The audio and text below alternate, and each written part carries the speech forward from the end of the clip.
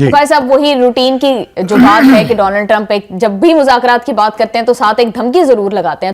جی وہ operation mid night hammer کے دوبارہ اگر مذاکرات ناکام ہو جاتے ہیں تو ایسا کچھ آپریشن دوبارہ جو ہے وہ ہوگا. لیکن بخاری صاحب آپ کو لگ رہا ہے کہ سچویشن اس ٹائم وہی ہے جو لاسٹ ایئر تھی؟ دیکھیے جہاں تک تعلق ہے اسٹیک ہولڈر ہونے کا تو ٹرمپ بہت بڑے اسٹیک ہولڈر ہیں اس خطے میں, کوئی دو رائے نہیں ہے اس کے بارے میں. لیکن ان کی جو ذہنی کیفیت ہے یا ان کی جو باڈی لینگویج ہے اس میں بہت سی جگہ پر تصاد ہے. بہت ساری باتیں وہ ایسی کہہ رہے ہیں جن سے انہیں پہلے بھی واپس جانا پڑا ہے اور اب بھی واپس جانا پڑے گا. تھوڑا سا اس کا ہم تفصیلی جائزہ لینے کی کوشش کرتے ہیں. دیکھیے آخر کار امریکہ جو ہے بہادر وہ مان گیا ہے دو تین چیزوں کے اوپر. ایک تو یہ کہ اس کی خواہش تھی کہ یہ مذاکرات ترکیہ میں ہونے چاہیے, یعنی استنبول میں ہونے چاہیے تھے. وینیو بھی سیٹ تھا, اناؤنس بھی ہو گیا تھا دونوں طرف سے. لیکن ایٹ دا 11th جیسا آپ نے کہا کہ ایران کی طرف سے اس خواہش کا اظہار کیا گیا کہ ترکیہ کے شہر استنبول کی بجائے ان مذاکرات کا وینیو جو ہے وہ آپ شفٹ کر کے عمان لے آئیں. لیکن ایسا کیوں بخاری صاحب؟ دیکھیے اس کی بہت ساری وجوہات ہیں. ایران دو چیزیں نہیں چاہتا. ایک تو یہ چاہتا ہے کہ امریکہ اور ایران کے مابین جو مذاکرات ہوں اس میں خطے کے کسی دوسرے ممالک کو نہیں ہونا چاہیے, اور اس کی وجوہات ہیں. اس لیے کہ اس خطے کی میجورٹی آف دا کنٹریز جو ہیں وہ ماضی میں امریکن اسٹوڈیز رہے ہیں, یا کہہ لیجیے امریکہ کے غلام رہے ہیں, یا کہہ لیجیے گا کہ امریکہ کی آنکھ کے اشارے پر چلتے رہے ہیں. اس لیے ایران ان کو ٹرسٹ کرنے کے لیے تیار نہیں ہے. ایک دوسری بات یہ ہے کہ ٹرکی جو ہے وہ آپ کو پتہ ہے کہ نیٹو کا ہیڈ کوارٹر ہے اس دنیا کے اس خطے کے حوالے سے. اور دوسرا یہ کہ ایران اور ترکیہ کے تعلقات بہت عرصے سے بہت زیادہ خوشگوار نہیں رہے. اس کی بے پناہ وجوہات ہیں جس کے اوپر پھر کسی وقت غور کریں گے. اس وقت جیسا میں نے کہا کہ ایک تو وینیو تبدیل ہو گیا ایران کی خواہش کے اوپر, ٹھیک ہے جی. دوسری طرف یہ کہ دھمکی بھی دے رہے ہیں وہ, ہیمر نائٹ کا حوالہ بھی دے رہے ہیں وہ, مڈ نائٹ ہیمر. لیکن ساتھ ساتھ یہ بھی کہہ رہے ہیں کہ مجھے لگتا ہے کہ ایران بڑا امید افزا ہے. اب ایران توقع کر رہا ہے کہ کوئی نہ کوئی فیصلہ ہو جائے گا. تو ڈویلٹی ہے, ایک طرف دھمکی اور دوسری طرف اس خواہش کا اظہار کہ شاید کوئی فیصلہ ہو جائے. اس دھمکی کا جواب تو ایرانین پریزیڈنٹ نے دے دیا ہے کہ کوئی ایسے مذاکرات ان حالات میں نہیں ہو سکتے جن کے ساتھ کوئی دھمکی جڑی ہو. کیٹیگوریکلی ٹرمپ کی اس بات کا انہوں نے جواب دیا ہے کہ اف کنڈیشنز یہ ہیں کہ اگر مذاکرات کامیاب نہیں ہوں گے تو ہم پر حملہ ہوگا, تو پھر ہم مذاکرات کرنے کے لیے تیار نہیں ہیں. ایک طرف تو یہ ہے. دوسری طرف یہ ہے کہ ایرانی وزارت خارجہ کی طرف سے بھی ایک بیان جاری کیا گیا ہے جس میں واشنگٹن سے مذاکرات کے لیے مکمل تیاری کا عندیہ دیا گیا ہے. سو اٹ سیمز کہ دونوں طرف بھی اب بات چیت کرنے کے حوالے سے کوئی ابہام نہیں ہے. جی ٹھیک ہے جی. اس کا مطلب یہ ہوا کہ جن موضوعات پر جو زیر بحث آئیں گے اس پر بھی اب کوئی کنٹراڈکشن نہیں ہے. لہٰذا اب ہم چلتے ہیں ان کنڈیشنز کی طرف جو امریکہ نے پہلے سے امپوز کرنے کی. بالکل بخاری صاحب, اس طرف جانے سے پہلے مجھے یہ بتائیے گا, جیسے آپ نے بھی کہا کہ ایران نہیں چاہتا کہ خطے کے دیگر ممالک جو ہیں وہ اس میں بیٹھے, یہ bilateral between Iran and Amrika ہو. تو آپ کو نہیں لگتا کہ ایران کے زیادہ فائدے میں ہے اگر کچھ اور گارنٹرز جو ہیں وہ اس میں موجود ہوں گے, جیسے کہ پاکستان, ترکیہ؟ دیکھیے وہ بات اس وقت آئے گی جب یہاں سے فوجیں واپس جائیں گی, میری بیڑا واپس جائے گا, کسی نتیجے پر پہنچیں گے. ابھی ابتدائی طور پر تو ایران کسی پری کنڈیشن کے اوپر بات کرنے کے لیے تیار نہیں ہے. میرے خیال سے ہم ناظرین کو ساتھ ہی یہ بتا دیں گے وہ 3 پری کنڈیشنز ہیں کیا. پہلے وہ 4 تھی, وہ اب 3 رہ گئی ہیں. ایک تو اس میں یہ ہے کہ جی یورینیم کی افزودگی جو ہے اس کو آپ 0 لیول پر لے کے آئیں گے. یہ ایران نے کبھی نہیں مانا ہے. ایران نے کہا ہے کہ اس کی پرسنٹیج طے ہو سکتی ہے کیونکہ نیوکلیر پروگرام ہمیں چاہیے اپنے پیسفل پرپسز کے لیے بھی, بجلی پیدا کرنی ہے, ہم نے اپنی انڈسٹری چلانی ہے, ہم نے وغیرہ وغیرہ. دوسرا یہ تھا کہ بیلسٹک میزائل جو ہیں آپ کے ان کی حد طے کر دیں کہ کتنے میل سے زیادہ وہ مار نہیں کر سکتے ہیں. اس پر بھی ایران نے کہا تھا کہ کوئی کمپرومائز ہو ہی نہیں سکتا. Third is even more important, وہ یہ ہے کہ اس خطے میں یعنی مشرق وسطیٰ میں جو ریزسٹنس موومنٹس ہیں, جن میں حماس ہے, جس میں حزب اللہ ہے, جس میں حوثیز ہیں, ان کی مدد کرنا ایران ترک کر دے. اس پر بھی ایران نے کیٹیگوریکلی کہا ہے کہ یہ نہیں ہو سکتا کیونکہ جو صہیونی مائنڈ سیٹ ہے, جو نسل کشی کا مجرم ہے فار سو منی دہائیوں سے, اس کے علاج کا اس کے علاوہ کوئی طریقہ نہیں ہے کہ اس کے ارد گرد گھیرا تنگ کیا جائے. تو یہ وہ 3 شرائط ہیں جس پر ایران نے کہا ہے کہ thank you very much, good knowing you, آپ بات کریں ہم سے صرف جوہری حوالے سے. اور اس پر بھی میں آپ کو بتا چکا ہوں کہ ایران 0 لیول پر جانے کے لیے تیار نہیں ہے. बुखार साहब, ये तो 3 शराइत डोनाल्ड ट्रंप ने जो रखी हैं, इसके ऊपर तो आप कह रहे हैं कि ईरान किसी सूरत कॉम्प्रोमाइज नहीं करेगा, तो फिर बुखार साहब मुज़ाकरात होंगे कैसे? पिछले साल भी हमने ये देखा कि 5 अदवार हुए, यही 3 जो हैं पॉइंट्स थे, तब भी और डेडलॉक रहा। अब भी क्या अगर इन 3 पॉइंट्स पर बात हो सकती होती तो वो कामयाब हो गए होते ना। बिल्कुल ठीक है। अच्छा, अब हम ना ये तो देख रहे हैं सरफेस पर जो हमारे सामने चीजें हैं, जो इस सरफेस के अलावा बैक डोर सब कुछ हो रहा है, यानी डिप्लोमेटिक एफर्ट्स के अलावा चाइना और रशिया। अगर आप अमेरिकन सोशल मीडिया उठा के देखें तो वहां पर बेपनाह फुटेज आपको नजर आएगी, जिसमें चाइनीज तैयारों को लैंड करते हुए दिखाया है, जिसमें मिसाइल सिस्टम की डिलीवरी जो है उसको ईरानियंस को लेते हुए दिखाया गया है। तो ईरान वो ईरान नहीं है। हमने कल भी अपने प्रोग्राम में कहा था, आज मैं ज्यादा जिम्मेदारी से कह रहा हूं, जब हम ये गुफ्तगू कर रहे हैं, जब हम प्रोग्राम कर रहे हैं, तो इस वक्त भी पुतिन और प्रेसिडेंट शी के बीच टेलीफोनिक मुज़ाकरात चल रहे हैं, जिसकी अभी तक एक ही बात सामने आई है, वो ये कि इन मुज़ाकरात में फोकस जो है वो मिडिल ईस्ट की सूरत हाल रहेगी। कहने का मतलब ये है कि it is not Trump who is playing alone, बिल्कुल, there are other powers that to reckon with, वो भी इस मामले के अंदर कई लिहाज से इन्वॉल्व है। जी बिल्कुल, आपने बुखार साहब बड़ा इंपॉर्टेंट फैक्टर हाईलाइट किया है। हम देख रहे हैं शराइत तो वही है जो लास्ट ईयर थी, एजेंडा मीटिंग का और मुज़ाकरात का सेम वही है, लेकिन क्या आप कुछ पोजीशंस में, कुछ ओवरऑल सिचुएशन में कुछ तब्दीली देख रहे हैं कि ये मुज़ाकरात माजी की तरह डेडलॉक का शिकार नहीं होंगे और कुछ ना कुछ नतीजा निकल आएगा? देखिए, 2 चीजें हैं। सबसे अहम चीज यह है कि president Trump will need a face saving to withdraw it's troops, to go back. ये आसान मामला नहीं होगा। There has to be some outcome जिससे वो, जिस तरह से ग्रीनलैंड के हवाले से हुई, तो कुछ ना कुछ तो होगा। हाँ जी। लेकिन आप सूरत हाल को जरा रियल टर्म्स में देखें। इस तमाम तर प्रेशर के बावजूद क्या ईरानियन ड्रोन एयरक्राफ्ट कैरियर तक, अब्राहम लिंकन तक पहुंचा के नहीं, जिसको मार गिराने का दावा किया उन्होंने, बिल्कुल ठीक किया उन्होंने, उसके F-35 जो है उन्होंने उसको मार गिराया है, but someone dare to reach there. एक दूसरी बात यह है कि ईरानियन वाटर्स में एक अमेरिकी परचम बरदार जहाज घुसाया था, उसको चैलेंज किया ईरानियन फोर्सेस ने, किश्तियां उसके करीब भेजी और कब्जा करने की धमकी दी कि अगर आपने यहाँ एक लम्हा भी ठहरे तो हम आपके जहाज पे कब्जा कर लेंगे। वो जहाज वहां से फूट लिया भाई। तो ये क्या डिपिक्ट कर रहा है? ये डरा हुआ ईरान नहीं है। हाँ, ईरान की पोजीशन माजी जैसी नहीं है, कतरे स्ट्रांग है, कोई दो राय नहीं है। दूसरी बात ये है कि जो प्रेसिडेंट ट्रंप है, उन्होंने कहा कि जुमे को जो मुज़ाकरात हो रहे हैं, अगर हमने यानी फौजी ऑप्शंस पर नहीं जाना है तो कुछ ना कुछ नतीजा इसका निकलना चाहिए। और मसूद पुज़कियान जो हैं, जो ईरान के प्रेसिडेंट हैं, उन्होंने कह दिया कि बिल्कुल हम भी बड़े पुरुमीद हैं कि ये मुज़ाकरात कामयाब होने चाहिए, लेकिन इसमें धमकी का कोई एलिमेंट नहीं होना चाहिए। एक तरफ तो हम ये सब कुछ देख रहे हैं, दूसरी तरफ मुज़ाकरात का स्टेज सेट होते ही एक बंदा है जिसका नाम नेतन्याहू है, वो जो पागल आदमी है, वो जो ज़ायनिस्ट माइंड आदमी है, उसके पेट में मरोड़ उठने शुरू हो गए कि ये क्या हो गया, ये क्या हो गया। क्योंकि अगर कोई समझौता हो जाता है, अमेरिका वापस चला जाता है, तो फिर तो जो हाल होगा नेतन्याहू का उसके अपने मुल्क में, उसके हवाले से अभी कुछ पेशेन गोई हम नहीं कर सकते हैं। लिहाजा उन्होंने जो अमेरिकी नुमाइंदा है जिसने ये मुज़ाकरात करने हैं, विटकॉफ को उन्होंने ऑलरेडी मुलाकात कर चुके हैं, जी मशवरा दिया है, ईरान पे भरोसा ना करना, ईरान पे भरोसा ना करना, क्योंकि इनका ख्याल है कि ईरान अपने किए हुए वादे पर कायम नहीं रहेगा और किसी भी मुआहदे की लाज नहीं रखेगा। मेरा मुतालबा यह है कि नेतन्याहू तुम्हें तो डूब मरना चाहिए ये कहते हुए। आपने पूरी आलमी राय अम्मा, आपने पूरी आलमी अदालत इंसाफ, आपने यूएन की जनरल असेंबली, आपने यूएन की सिक्योरिटी काउंसिल की कौन सी करारदाद के ऊपर अमल किया है भाई? वो आप किस मुंह से ये कह रहे हैं?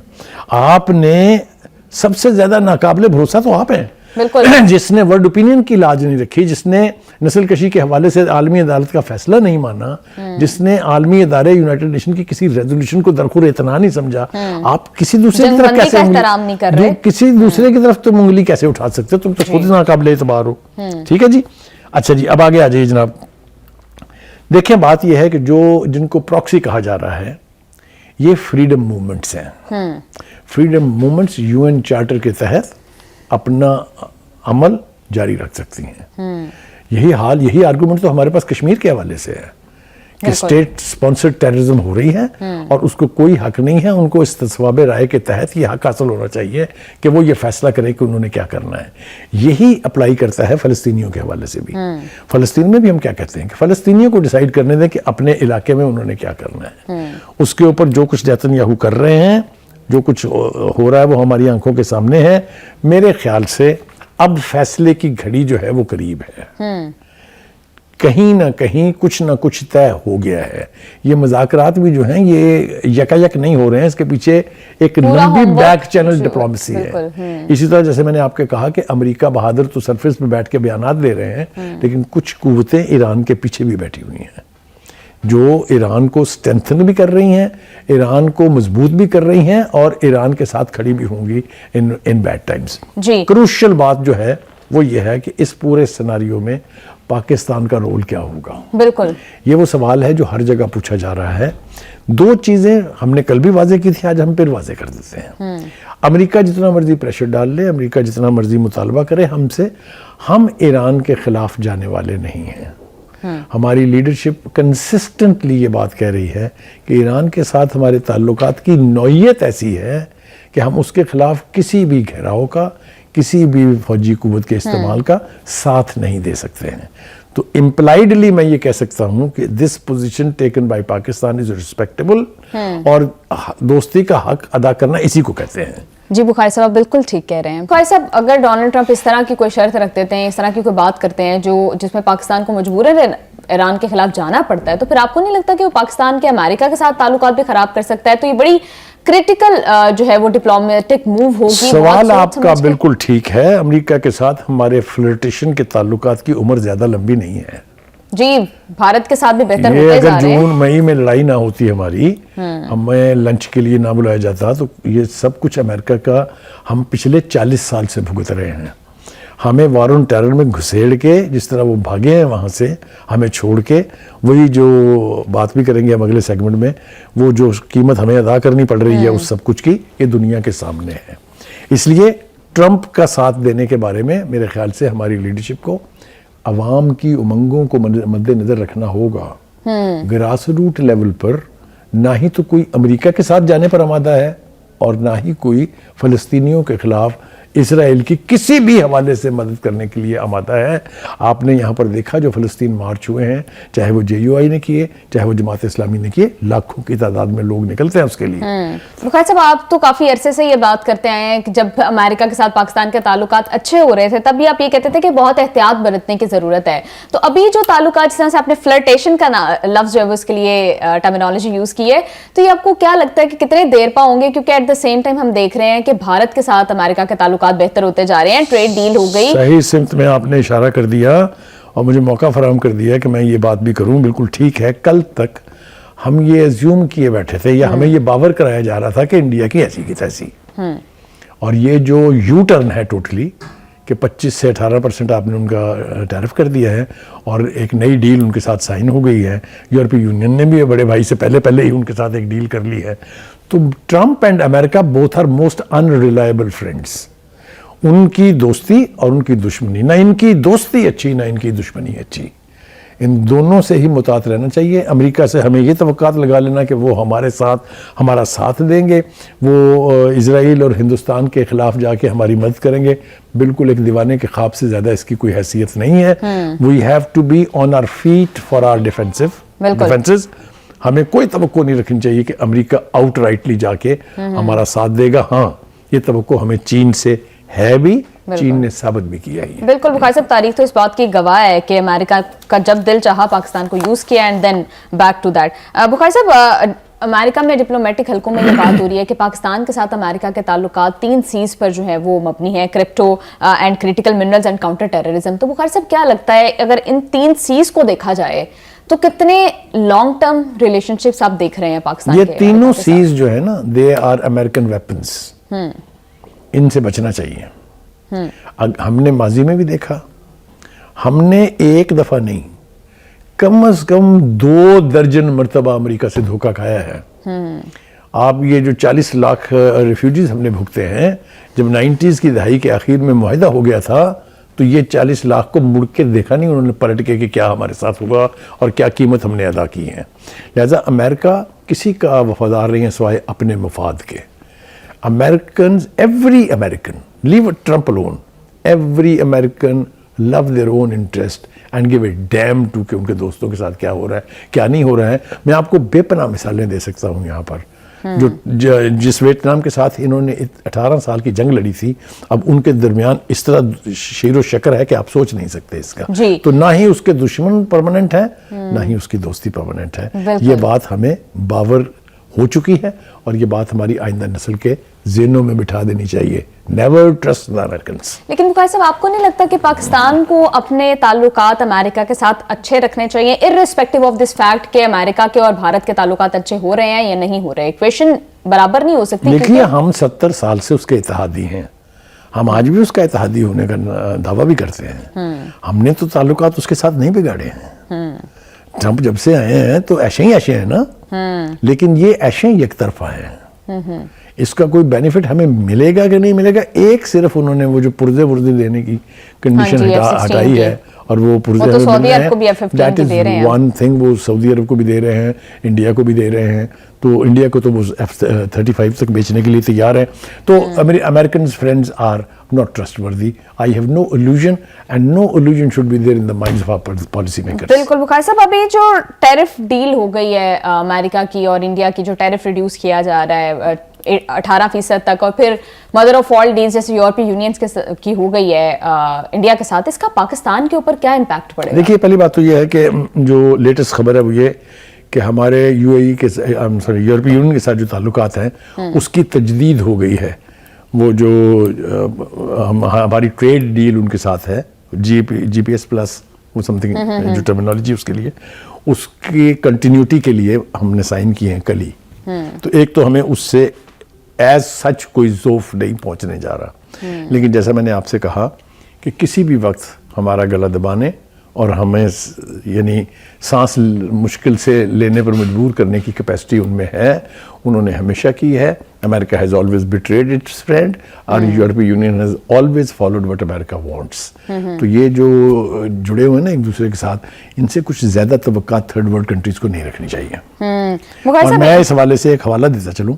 ہمارے دوست تھے شوکت عزیز صاحب جو پرائم منسٹر تھے, انہوں نے آج سے کئی سال پہلے, کم از کم 15-20 سال پہلے انہوں نے کہا تھا look to east, stop looking to west. اب تو پوری دنیا ہی کر رہی ہے بخاری صاحب, ہر کوئی مشرق کی طرف. ابھی تو برطانیہ جا رہا ہے, کینیڈا جا رہا ہے. یہ وہ الائز ہیں امریکہ کے جن کے بارے میں کبھی کوئی سوچ نہیں سکتا تھا کہ وہ امریکہ کی مرضی کے خلاف چین کے ساتھ ایون بات کریں گے, لیو الون ان کے ساتھ معاہدے سائن کرنا.